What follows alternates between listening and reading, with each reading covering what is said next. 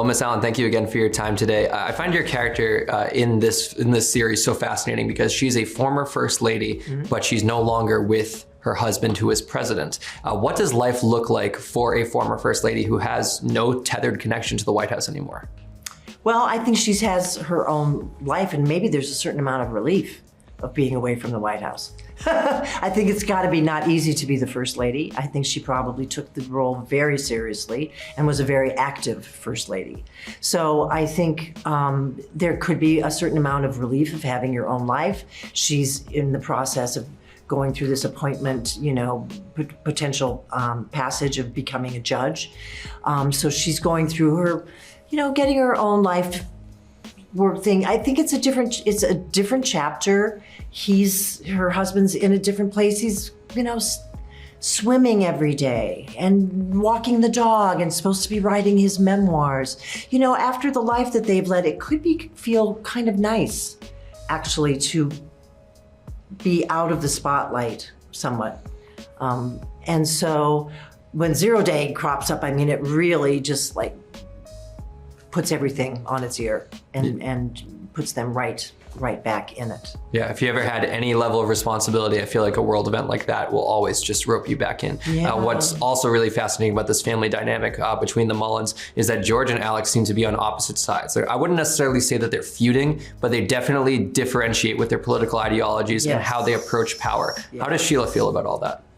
Well, I think she'd like them to be at peace a little bit more. I think probably she'd like her daughter to not be so hard on George. There's a generational gap. There's, you know, George sees the world in a different way than Alex does. There are many years in between them. There are things, you know, things don't remain the same. And so I see Sheila probably as trying to be a bit of a peacekeeper, trying to maybe say to her daughter, you know, give your dad a break here.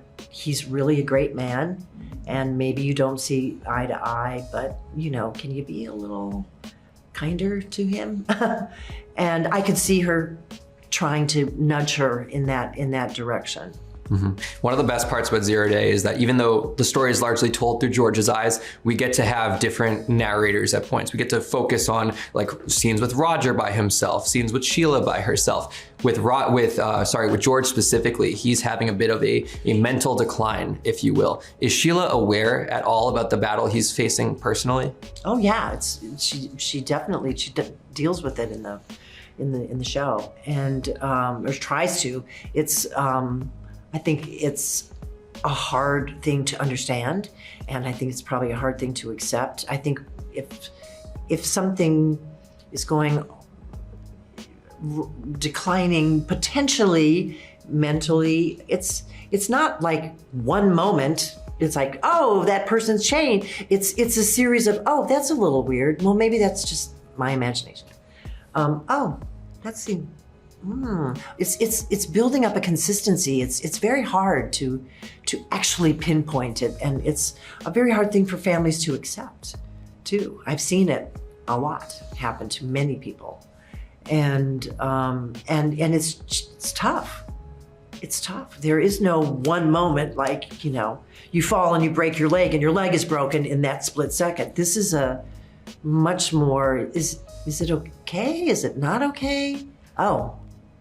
Maybe it's all, you know, it's a much more difficult thing to zone in on. Absolutely. I'll wrap with this. I'm most familiar with your work in the Bourne franchise. I loved your work in those films. I know you came back for, I want to say, a cameo in Legacy a while back that they said. Yeah, it was, yeah. A while back they said they were going to develop a sixth Bourne. Who knows with Matt Damon or not. Who knows?